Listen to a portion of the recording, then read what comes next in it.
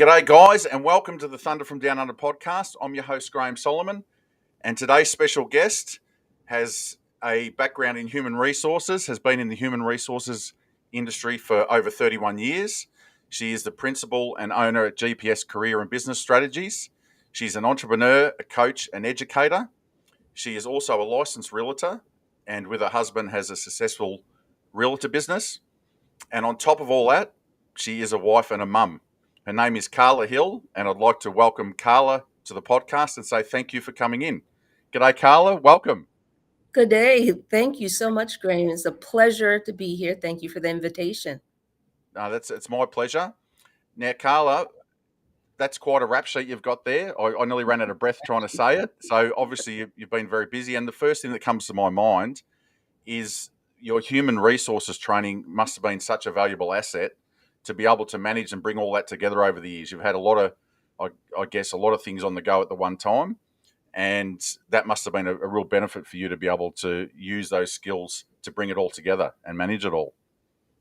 Definitely. And, part of what I talk to people about is knowing who you are, right? And having an interest in human resources, that's something that came about as exposure to a family friend. I'm a daughter of an immigrant and an entrepreneur, right? A lot of times Black female immigrants become nurses in the medical field, and that's all we knew. And especially if you're people oriented. So my mother was a retired registered nurse, and it was a person when I was in college and undergrad that she was in human resources, this family friend that worked at the New York City Public Library, and I hung out with her. I would never have known about human resources if it wasn't for her. In 8th grade, I wanted to be a doctor because all I knew is I wanted to be successful. I wanted to make money, and that was success. But I know as a person in the career space, there's 33,000 different occupations in the world, right? And most people don't know that. So it really begins with knowing yourself, and then having that base allows you to just move forward. And I've always, being that daughter of an immigrant and an entrepreneur, and I tell people, my mother was from Lamont, Costa Rica, and my dad from Allendale, South Carolina, and where could two people meet except in New York City, right? So from those two different places, but they both wanted more. So I grew up knowing that I had to have a good work ethic because I saw it. My grandmother, also from Costa Rica, was a maid at the Waldorf Astoria Hotel in New York City. And to this day, Graham, she was able to get 2 houses in Lamont, Costa Rica on a maid salary, where to this day, my uncle and my cousins live, right? So when you look at that legacy, that's what kind of motivates me, and having that wealth built through real estate and using your skills. The greatest asset we have is really ourselves. So over the years, just developing that, right? And when they say human resources, business people have to see that that is really it's human resource. That's really an asset class. People Yeah, people are an asset class. yeah, definitely. That's what I was going to say. Was if I could get you to go back to where it all started. So you've given us a little bit of a brief intro.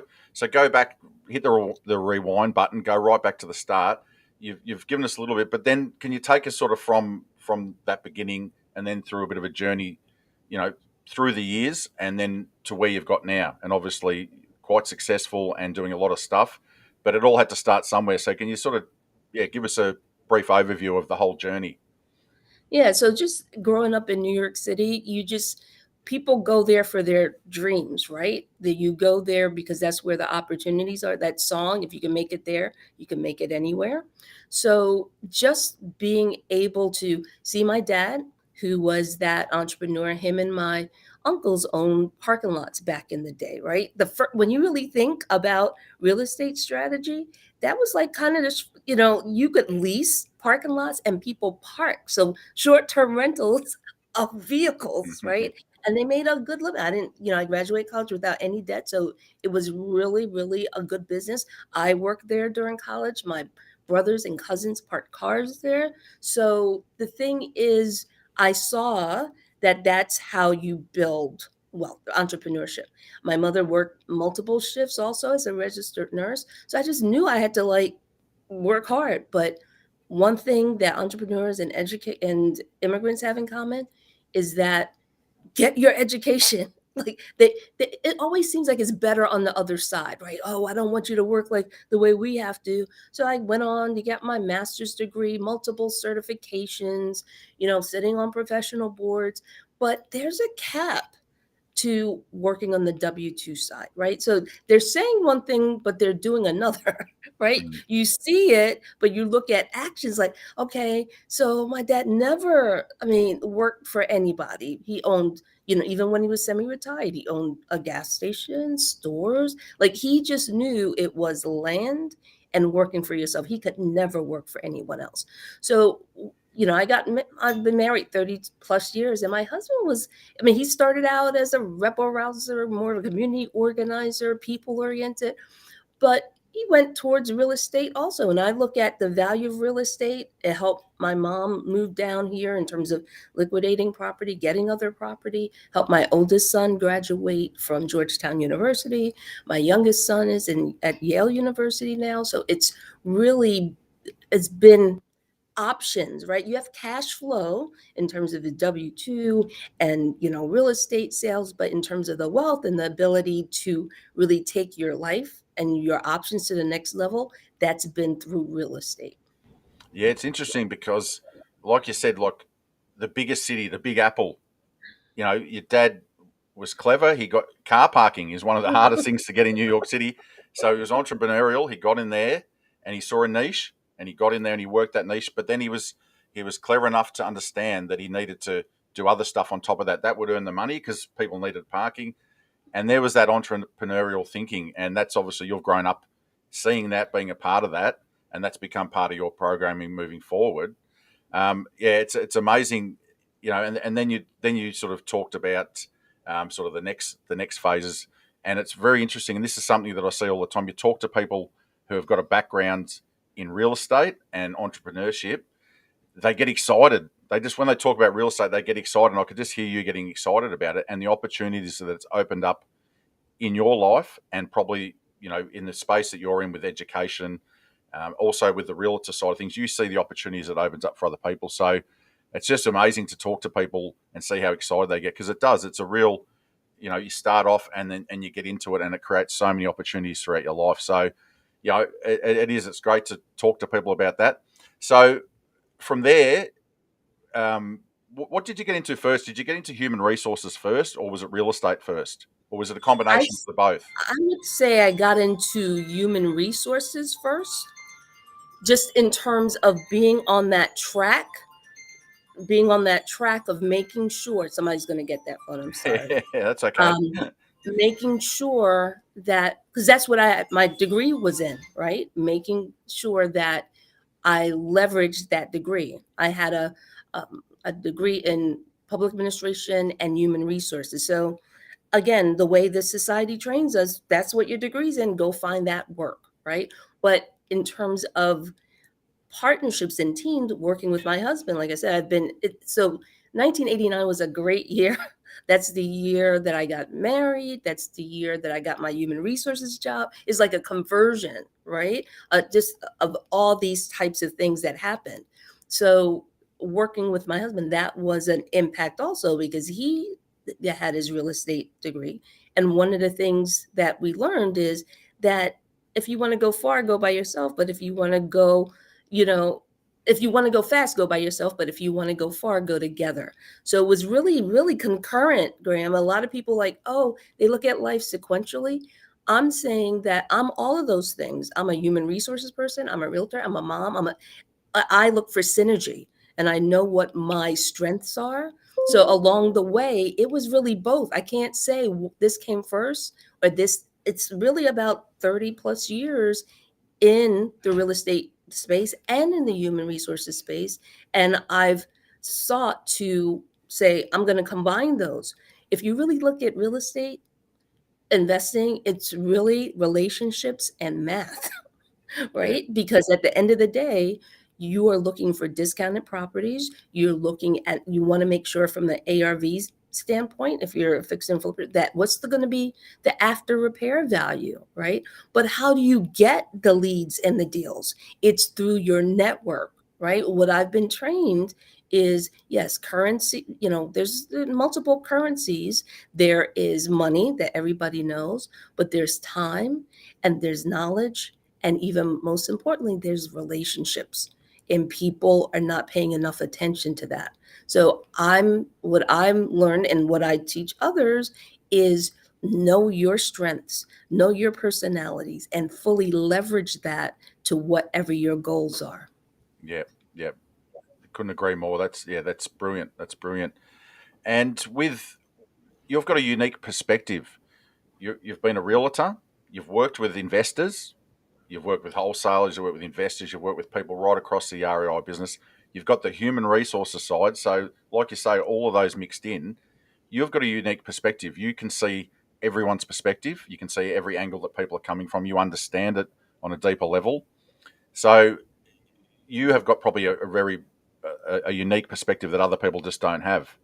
How have you been able to sort of roll all that into, say, your real estate um, business, and then working with investors as well? How have you been able to, I don't know, design a bit of a hybrid method where you can work with all people in the industry? And I would say that's part of my strength. And I think that's an important strength for people to learn, to really realize that people are who they are, right? We only can change who we are. And even that's a struggle. So the first thing is an assessment, right? Is assessing what is the person looking for. You know what you could bring, but I think my ability to pivot, to listen, right? And to see what the challenge is and what they're looking for, and not try to sell, but try to solve a problem for them, right? So if someone's not really interested in real estate investing yet, you might expose them to certain things, but you really want to be able to understand where that person's coming from. It'd be like if you went to a doctor and you were in the office, they're like, "Oh, Graham, here's your prescription." They didn't take any data. They Mm. didn't they didn't do any intake, right? So, when I've told my mom that, basically I'm like a triage person first, right? Like I want to figure out where that person's coming from and then asking the questions. If you are doing most of the talking, you're not able to really glean what the person's looking for. So you are absolutely right. And I love the fact that I can work with different types of people, have different types of needs based on what they're looking for, right? Yeah. So if somebody's only talking about investing and knowing the ARV and looking for the deals, that's a different conversation from someone that says, "Oh, we just got married and we want to get our first house." And you're treating them differently, but you are giving them what they're looking for, right? Mm. And one of the things I'm, certified in Myers-Briggs, Career Direct, and those tools have been so helpful in assessing. There's one of my favorite things, assessment tools that was developed by Woody Woodward. It's called the Drive System, and it really looks at buying behaviors, why someone wants to buy, right? The acronym DRIVE is for that director, that the D is for director. The person that is motivated, their why is they want freedom, they want to live life's purpose. So if you're talking to them, it's like, oh, this is gonna give that wealth that you're looking for. You're going to be able to leave that job. You're going to be able to build that portfolio, right? And the R is the relator, someone that really wants to leave a legacy, that wants to add value to people. So you talk about that. Look at like I talked about my grandmother, right? Having two houses where leaving an inheritance for your children's children, right? So that's motivation to me to hear that intellectual, that person that's looking for systems, that just want order, they want to make sure it's organized, that validated, they want to look good. Oh, you get this house, you're going to have the best house on the block, right? Mm. And that executive, what are your goals? Well, I want to build a portfolio of having at least $3 million in assets. You help them get there, right? So you're listening for those cues and you're giving the strategies and the solutions to help them reach those goals. Yeah, so it doesn't matter whether, in your case, you're a realtor, if you're an investor, or even a wholesaler, the same principles apply, don't they? You've got to get your head around all of this and be able to pick the personality type and talk the same language to be able to firstly do business with people and get on a level with people. So you've used it obviously in your realtor business, but it can be used across the board, can't it? And that's very important for people to identify that early and be able to use those skills moving forward in their business. Correct. There's She's one, done life, Graham. She's done life. I mean, yeah, well, that's right. I have the assessments for my family members too, right? It's just because it's just so much easy. People don't see things the way we see them. And to the extent that you can identify, celebrate the differences and adapt accordingly, it's a win-win that way. It's like coming from a bilingual household. It's really the ability to speak a different language, but it's respect. Is one language better than the other? No, right? Wouldn't you prefer to speak to a person in the language that they feel comfortable in? So as that investor, you are if you are looking, and like what I talk about all the time, as that person in that investor space, in the realtor space, in the life space, in the HR space, to the extent that you can meet that need. So let's say you're an investor. Okay, first you have to find the leads. What I talk about is whoever finds the leads and can convert those leads into deals, that's who wins, right? I think there's lots of opportunities to get money and so on and so forth, but it's investors are looking for discounted properties. How are you going to get those discounted properties, right? A lot of it is going to come through your network, right? So one, don't be a undercover investor. Let people know that you are looking for deals, because how are they going to know? And then the most awful feeling is you find out that one of your best friends, let their property go for peanuts, Mm. and they're like, I didn't know you were I didn't know you were in that business. So first let people know that, right? And then they're like, oh, Graham does something with real estate. You should go talk to him. You can get referrals that way, because the thing is, whether you're a wholesaler, whether you're a real estate agent, a real estate broker, whoever gets the deals first, that's who wins. So, I believe that you could still get good deals on listings and so on and so forth. But if that person is, you know, they're moving back to where they came from, and nobody in the family wants the house, and is seen as an albatross, and that, you can go right in between there. Oh, I have a cash offer for you.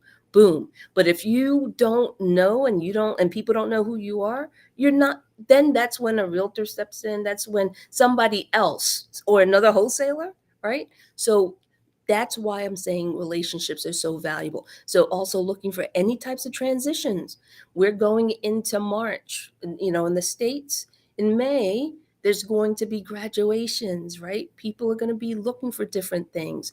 When there's divorce, right? Any type of transition there's going to be some type of house of real estate available, right? So again, it's great to sharpen those math skills and know how to, calculate the ARV and look at the comps and all that stuff, but don't neglect the other, what we call softer skills, right? Of relationships and being able to engage with people and find out what's really going on there. Does that make sense, Graham? Yeah, yeah. I was just going to say that the theme is like relationships, relationship building, and networking. You've mentioned that a couple of times, and I do you feel I feel this, but do you feel that there's a big shift in that people are starting to really go into that now? They're understanding that it's not just transactional anymore. The way the world's is at the moment, and the way the industry is at the moment, you've got to build networks and you've got to build relationships, and so that's a key point that you've sort of brought up. Now, I wanted to sort of So I do agree with, I mean, just the fact the pandemic's been horrible, just in terms of all the deaths that's happened. But one of the things that we look at now is that you and I would not have been talking right now, right? In terms of this whole virtual type of environment. So there are opportunities there to create intentional relationships that build based on the needs. Like we wouldn't be able to connect before. So a lot of time we don't want to only do it that way, but look at the expansion of our networks just because of the virtual space that we can work in now. Right. So you Yeah. can now find people that may agree with you, that have respect for relationships. One of my favorite stories in terms of relationships, I don't know if you've heard of Gail King, who is Oprah Winfrey's best friend, right? And she'll talk about that her net worth is about 40 million dollars, and she'll say 39 million of that is because of her relationship with Oprah Winfrey. And I'm not saying that you go out and you create friendships just for friendships sake, for networking. They have an organic relationship. They worked together 40 years ago when they were at a TV station in Baltimore.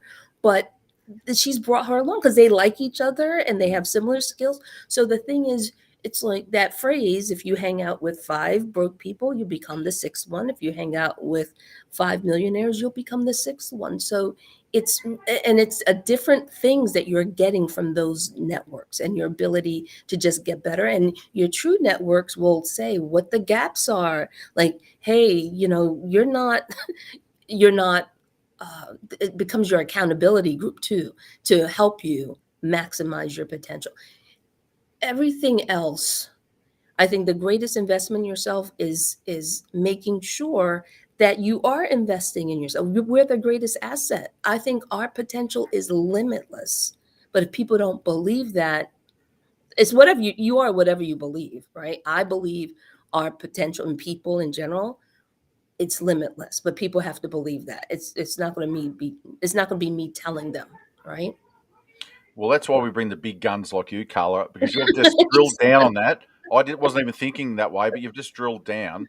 And because of COVID and because of all the circumstances that have shifted, it creates it creates a different emotion in people, and people then react differently. Like, you know, people have been locked up for so long, so they're probably craving a bit of human contact. So then you need to actually bring that human side back into your business. Although we're doing stuff virtually, you have to connect with another human being because everyone's been so detached from each other. So we call them thunderbolts on this show. You've hit us with a couple of thunderbolts there, but I mean their key points is that relationship building and the networking, and you've explained it really really well for us. Now, the one question when it comes to putting your realtor cap on, and I always, when I talk to realtors, talk about this. I mean, the elephant in the room is a bit of a standoff between realtors and investors, wholesalers. There's always been a little bit of a standoff there. What now? You see all sides. You've got a unique perspective. So, what would your advice be? Firstly, to a wholesaler or an investor that wants to reach out and make connections with a realtor, what is the right way to do it, and what is the right, I guess, procedure to do it? And then on the other side, for a realtor that's saying, "Look, I want to start working with some more investors." How do they reach out to investors? What's the system that you would recommend? Those are excellent questions. I think it does begin with relationships. And again, people kind of link when they have similar interests. So if you have realtors that are also investors, they get it, right? So if you're a wholesaler, you're looking for those groups. And the thing now with social media, Facebook groups, and all these types of things, maybe and like I said earlier, it's all in the questions that you ask. So you come across a realtor like, oh, do you invest also? So that's a sign that that's a potential link there, right? Because they get looking for discounted properties. They may get some of the properties themselves, right? If the deal is there. So I think that's important to see if one, they're investing or they want to, right? If they're not talking about that, maybe that's not the first realtor that you really approach, right? So in terms of looking for people that think like you. So those investor groups where, let's say you have an investor group and some of them are realtors, that's a signal that there may be some linkages there also, right? Now, if you're a wholesaler, one of the pet peeves of realtors is that the professionalism, right? And I'm not saying it's not, it's true in some cases and not true in others, just like anything. And it's those biases and those stereotypes that really divide us, and we miss the resources that may come our way. So I would say the first step on both sides, Graham, is be open, right? If you really think that all realtors are this way and all wholesalers are that way, you've lost, I don't know what to tell you from there. I'm saying be open enough to develop those relationships and find out. But yes, you should be doing some vetting, that you should have some type of indication that that person is really interested in investing. And then, from the wholesaler's point, the pet peeve from realtors is, okay, you are not going to be professional, you're not going to do your disclosure, you're not going to. So if you're professional, if you step up your, the wholesaler's game, and you really do deliver, right, and you have some sort of history of performance and being able to share that, because the thing is, that realtor, it could be a win-win. You can help that realtor like close some business, right? It's like seed time and harvest. So maybe it's putting yourself out there and to say, hey, I have this list. Because like I said earlier, whoever finds the deal. So there's going to be times when wholesalers have properties that they have under contract, and it's the same thing, right? There's going to be times when realtors have things under list, in terms of their listings, right? So, hey, what do you have? Because it's all about satisfying the customer, right? So you can have that, if you're a wholesaler, that list of potential buyers, but maybe you give that to a realtor, right? Because then it's like you want to have engagement. Both sides, they want engagement from their customers. Oh, that my wholesaler knows how to deliver. Whenever I'm looking, he delivers. Like, you don't have to be the person that it has to be under you. Maybe you give it to that real, and then and they'll return the favor. So it's like a win-win. But it takes you being in relationship and understanding that there is abundance, right? I think that's the other thing. If you really think, oh, it's a limited pie, and I see that with both sides, with realtors, with investors, like, I gotta get it, and I'm just gonna crush the competition. There's Growing up in New York City, I know there's so many opportunities. So it's that abundance mindset also. And it sounds so trite, but it's really true. Because if you really think, oh, I gotta hold on to my stuff, then okay, you got to hold on to your stuff, but you're not opening it up for other things to happen and for you to gain value as well. Yeah, you just said and nailed it just before. You said that you know, let's say I'm a wholesaler and you're the realtor. That when I'm talking to people, oh, my realtor, like that type of relationship, like my realtor, she gets things done, and you've got to create that relationship where then you say, oh, Graham, my wholesaler, he just delivers, he gets things done. So that's the relationship you're looking for. That's the type of vibe you're trying to build, and Exactly. to get there, I guess, like you said, you've got to go to places like RIAs where all people are hanging out, and you can actually, work the room and actually say, well, I want to talk to some realtors and I want to tell them what I do and how I could benefit them, and vice versa. So I guess RIAs and, like you said, Facebook And groups and Facebook groups, so yeah, that's the thing now. It's like with Eventbrite and all these things, they all are branding themselves, right? So you're being intentional about where you're hanging out. It shouldn't just be haphazard. Oh, if that person happens to be, you know, there. But no, it's like, what are you looking for? You're looking for a place where you can get properties and deals and meet people that are looking for the same thing, right? yeah, And I've been in enough groups where it really is diversity. And when I say diversity in terms of interest, you have some people that they want the strategy of short-term rentals, right? Some people, they're fine, like in the States, we have Section 8 in terms of government rents. They're like, oh, other people want to stay away from that, right? Some people want to be private lenders, right? Some people where they don't want to touch real estate. They just want that skilled real estate operator that can deliver the interest that they're looking for, right? So it's and what we talk about is making sure you're building your team. So you really want to find out what the interest is of that person, because a lot of people think whatever they're thinking, everybody's thinking the same thing, and it's not mm, true. The real estate investment industry is huge, and there's different players and stakeholders and strategies, right? So take time to learn and step out of yourself so you can become comfortable with being uncomfortable, right? What I Yeah. share as a educator, as a trainer, is making sure a lot of people, like, if I'm asking, they're like, no, Karla, I'm good in terms of like learning. If you're good, you're not, you're declining. It's there's no it's n- nothing's being stable. Either you're declining or you're improving, right? So it's just like property. If you do nothing to the property, it's declining, right? That's why they have Mm. depreciation. It's depreciating. Yeah. So if you're not intentional about, oh, I'm going to make sure that my property and myself are continuously improving. Yeah. The sort of wrap up of that, I guess, is that you almost have to have a little checklist, a little criteria. If you're the wholesaler looking to work with a realtor, you've got to have a checklist, and you've got to say, well, they need professionalism, they need this. What do I need to provide to be able to work with them? And vice versa, the realtor needs to have a checklist. Well, I need to. This is their language. I need to be able to communicate this way. So, once again, once all that stuff has been put in place, and you have the respect for the other person's industry, it can form a really good relationship. And there's a Facebook group that I joined that's called Real Estate Agents that are investors and work with investors. So I found that. So there's one there. I've jumped in that one.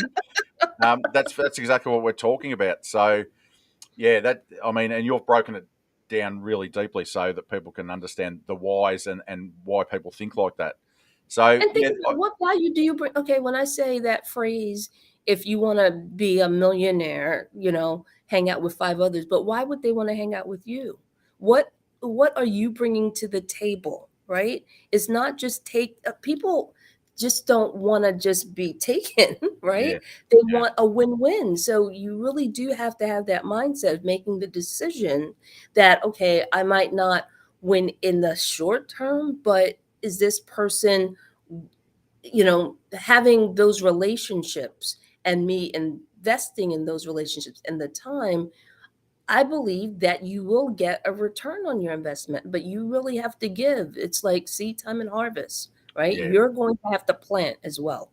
And I see this both on the HR side, real estate side, just the world, is that if you are willing to train yourself, that you will improve, and then you'll have an overflow of providing to others, whether it's knowledge or time, or this the skill sets, right? So that's just continually to educate yourself, improve, be comfortable with being uncomfortable, and and you would an investor would do the same thing with their properties, right? Mm. You want to make sure that the property, and I guess I'm looking at a person as property, right? In terms of investing in yourself and investing in your properties as well. And a point you also brought up was about your extended team. So not just a realtor and an investor, to have a power team, and this would be the same on your side as a realtor or an investor side.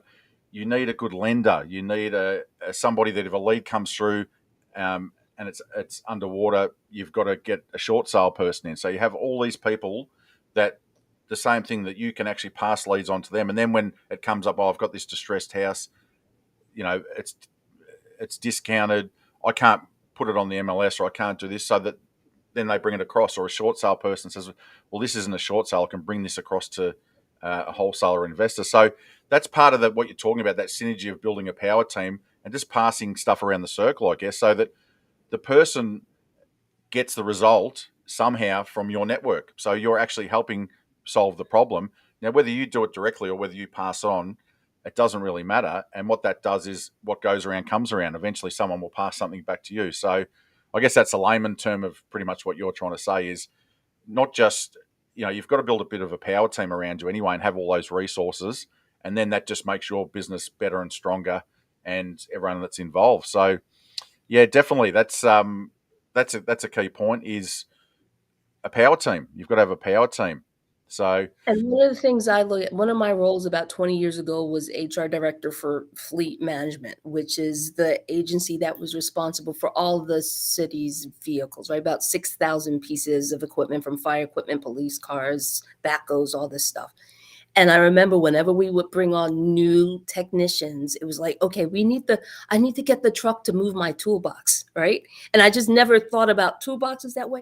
But building your team, that's your toolbox. You need to, and I submit from having experience on both sides, is that you need to build that team 2 to 3 deep, but you need to be working hard to keep them engaged. I remember just like a couple of years ago, we had a great plumber for like years, but he's gotten older and he was slowing down. But that's our fault for not and then we were like in a bind, but we should have had like a backup person because he was always there. He did a great job. So I'm saying you need like 2 to 3 people in each of those categories. You need a title, well, in the States, title company, right? Mm. You need an attorney, you need a CPA, you need to make a list. And it needs to be 2 or 3 deep, and you need to be feeding them also. So when you need them, you can you can call them and they can be there to add value, but you need to be adding value to them, but it needs to be very intentional. Again, maybe that's my HR side, that hey, what's my staffing? That's your staffing. It's supplemental staffing, right? And when I say supplemental, they're not working for you. But one of the reasons that like I'm not as crazy about fix and flip, just me personally, because I don't have those competencies, right? In terms of a general contractor, because the good ones, they're always busy, Mm. right? Because somebody else is keeping them engaged. So the thing is, if you have those skill sets, then I think that you do have a value added proposition. But you need, if you're going to do fix and flips, you need to be able to keep your general contractors, your handy people, your trades people all busy, because they're just going to leave you if you're not able to keep them busy. So yes, to your point, you need to have at least one in each category, but I submit you need to have 2 to 3. But you need to be in a group, because you may not be able to keep them busy by yourself, Mm. but if you're in a group and they become loyal to that group. Yeah, definitely. And another thing I want to talk to you about, Karla, is the coaching education space that you've been involved in. Could you give us a bit of sort of background with what you've been involved with, and just along your journey? Did you did you engage coaches along the way, or did you engage education along your journey? And now that you're actually in that space, because you've been in the business for so long, can you tell us a little bit about what you do and how you help people with their businesses as well? Oh, definitely. So just overall, like I said, the human, I just believe that maximizing your potential is so critical. And I get juice or inspired by mentoring and helping other people to find whatever that design is for themselves, right? So in the real estate space, I think education, that's people, I think people need more humility. Once you think you know everything, then okay, it's a wrap. I don't it's nothing else to teach you. But there is always something to learn. And one of the things that I'm most proud of is I have an affiliation with a great firm, Renatus, that they're an education firm, that it's education, properties, income, it's epic, right? And community. And just having that base for that education where people could all learn together, like the community is like 30,000 people throughout the states, and they're focused also on entrepreneurship education as well. I remember referring someone there as an educator to that program. And in his 20s, he knew he wanted to be a real estate investor, right? And I was mentoring his sister more so on the HR side. She referred him and she said, "Can you talk to him? Because he's miserable in what he's doing." And I didn't know that he was really interested in real estate.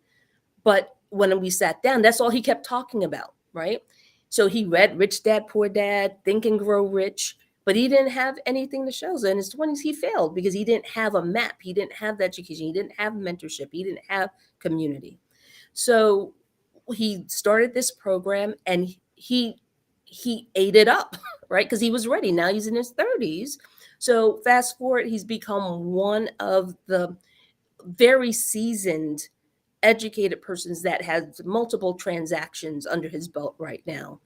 And I saw how the education and the relationships helped him accomplish his goal. To me, that was his design. That was part of his purpose. And now he's totally rebranded himself of being that real estate investor, going from a public transit conductor, and he still does that, right? But he has a plan to leave that.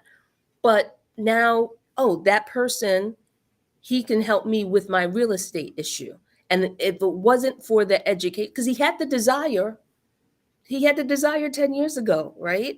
Mm. But now he had the systems, the infrastructure to actually move forward with that education, with having, and he knows his strategies, right? I love it. It's like watching, to me, that's art. When watching people to operate in their gifts, so to speak, that's, to me, that's like art, right? So he knows, he has a strategy. He's more of a buy and hold person. He knows how to acquire properties. He's changed his brand in terms of the real estate investor. So they're like, oh, he does that. I don't know what he does, but guess what? He gets that connection, right? And he continuously educates himself in doing that. What coaching does, what education does, is create spaces for you to pay attention to that, right? It doesn't happen by accident. That's why you have some of the most famous people that are always talking about their coaching. Mm. Michael Jordan, LeBron James. It's like these are people that are top of the top, but they know if they can just get a little bit more, that they can get to closer to their potential, right? So coaching, being part of groups, accountability groups, helps you just get that little bit of step. But if you do nothing, again, you're declining, right? So that's the importance of coaching and education. Invest in yourself. So I used to say, oh, I love accountability. I don't love accountability. I need accountability to reach my goals. And that's why I'm very intentional about the people that I connect with, because I want to reach where I need to go. And it's not always comfortable because they point out stuff that I need to, where development is needed, right? But if you're willing to do that, those habits will, they're not habits yet, but the desires, you keep practicing, they become habits. And then once you get comfortable, it's time to get a new habit, Yeah. right? So it never ends, but you have to become comfortable with being uncomfortable. So I guess it's taking all the separate factors. So you've got the mechanics of, like you said, say in real estate, you've got the mechanics of how you do the deals and how you market and how, but without the education and the coaching to get your mindset right, to get a plan, to do all this stuff that you just don't think about when you're learning the nuts and bolts, you could spin around in circles, couldn't you? So that's why you have to put all these working parts together to be able to go to that next level. And like you said, you get to the next level, then you've got to learn more to get to the next level and the next level. So yeah, that's a really And, interesting and point. one of the things I believe, one of my favorite verses, I'm not a biblical scholar, but one of the things that I remember is that there's wisdom in a multitude of counselors. So when you're part of a community, yes, you might have one or two, three, major coaches, but just like I talked about my exposure to HR and real estate, if it wasn't for other people, I would not have it, right? So you might have untapped talents, but being part of a community may draw that. First, you're being exposed to it because you don't know what you don't know. But when you're in that space, you're like, oh, maybe I would be great as a lender. Oh, maybe I would be awesome as, short-term rentals. I never really thought about that, right? So it's really being in a space with various types of talent in teams, so you are not shutting down incorrectly in terms of your what you're really designed to do, and you just don't know it yet. Yeah, and I guess a part of that education coaching side is self development as well as the human being, because that's your human resource side. So you've got the mechanics, you've got the next part, which is the mindset to be able to do the mechanics. But then there's the self development, because as you go up in levels, you hit certain ceilings, and that really challenges the human being, doesn't it, on a personal level? So you've got all these things that you've got to sort of manage along the way. So I guess that's And I have to also say that, just because you have education and coaching, sometimes the results are not typical. Like, yeah, the story that I told. The thing is, I know systems work. I know education, coaching, and develop, but people are really unpredictable. And that's why people that are more task oriented, like our accountants, our IT people, they don't like the people space as much, right? Because, 1 plus 1 equals 2. But people, you don't know where they're coming from, what their influences are. And sometimes it's very frustrating, right? So that's why you can have all the systems ready, but that doesn't guarantee success, right? So to your point, Graham, it is that personal development. It's people are at different points of their journey. I don't know where everyone is, but yes, you're going to have to continuously work on yourself as well to move to that next level, right? yeah, So that's right. So that sort of covers, yeah, like the coaching and education space, which there's divided opinions on it. Some people say, oh, just do it yourself, go and research it yourself. Some people say, no, I have got to where I got to because I actually got fast tracked by coaches and I needed that accountability. So that's, I guess, a personal decision. But the proof in the pudding is when you talk to a lot of people that are successful in their field, say it be real estate in this case, they they tend to say they keep going to masterminds and they keep leveling up. So you've got to look at the clues. You've got to look at the crumbs where they're leading, don't you? So exactly. that's what But I I try say and that do. to say that also you don't want to be one of the instructors in the education platform talked about don't be a broke know-it-all. Mm, You can just be absorbing the education, whatever your educational source is. But if you don't have an opportunity to apply what you've learned, then it doesn't really matter because you're not going to be meeting your goals, right? So you could be watching your YouTube videos, watching the education, and then not being around people to help push you, then you are going to be frustrated, right? So it's the combination.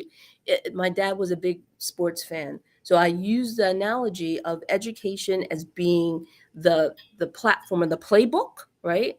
And then a community being that practice field, right? And then moving you into that action oriented to apply, because you're not going to keep showing up to accountability groups, masterminds and study groups if you're not taking action, because you're not going to feel good about yourself. So either you're going to exit, right, or you're going to succeed, right? So that's, to me, that's the power of having education, as well as education being taught by what we call like instructor practitioners, people that are successful at what they say they're going to do. So, if a short term rental specialist is a person that um, you've had to make at least $1 million in order to teach, what in terms of the company that I'm talking about, you've had to, and when you're vetted, they're saying you've had to earn at least $1 million in a year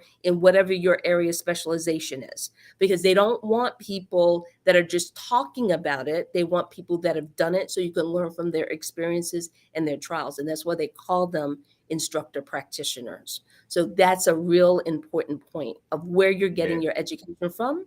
And you want to make sure that it's quality and that it's up to date, mm, right? So yeah. that's the thing.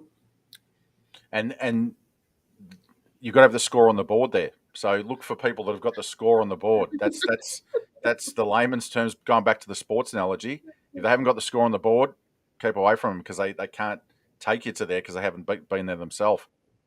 The last ingredient of that cake wheel four is massive action, isn't it? It's taking action, and that's up to Exactly. the individual, and that comes back to mindset and all that stuff as well. But that's the last piece of the ingredient for the cake. We talked about all the other stuff.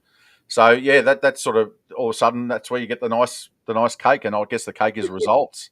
Is And sometimes results. you have to create that environment for yourself. Some people are great self starters. They may not need the accountability, but if you know, and sometimes you don't know until you see other people like, oh, I thought I was good until, Mhm. right? So that's why that you want to be intentional about surrounding yourself with successful people so you can raise the bar. Once you get comfortable, all right, then you're good then, right? I Yeah, mean, that's the story that you're going to tell yourself. So taking that action, creating those, or being intentional about those accountability groups and people that are going to tell you the truth and people that are further along than you are. Yeah, I think you should be, if you're relatively successful, whatever you view as successful, at mentoring other people, but you have to be continuously mentored as well and coached. So Yep. it's that continuous circle that I'm Yeah, looking for too. definitely, definitely. And I've got on the screen your business there. I've like if people want to reach out to you either on the education side or even as a realtor or whatever, what's the best way? Is that the best place for them to reach out to you? Or Yes. So my website is gpscareerandbusinessstrategies.com. So my Acuity link is there. Reach out. I would love to offer you, anyone that's watching this broadcast right now or listening, or even the replay, right?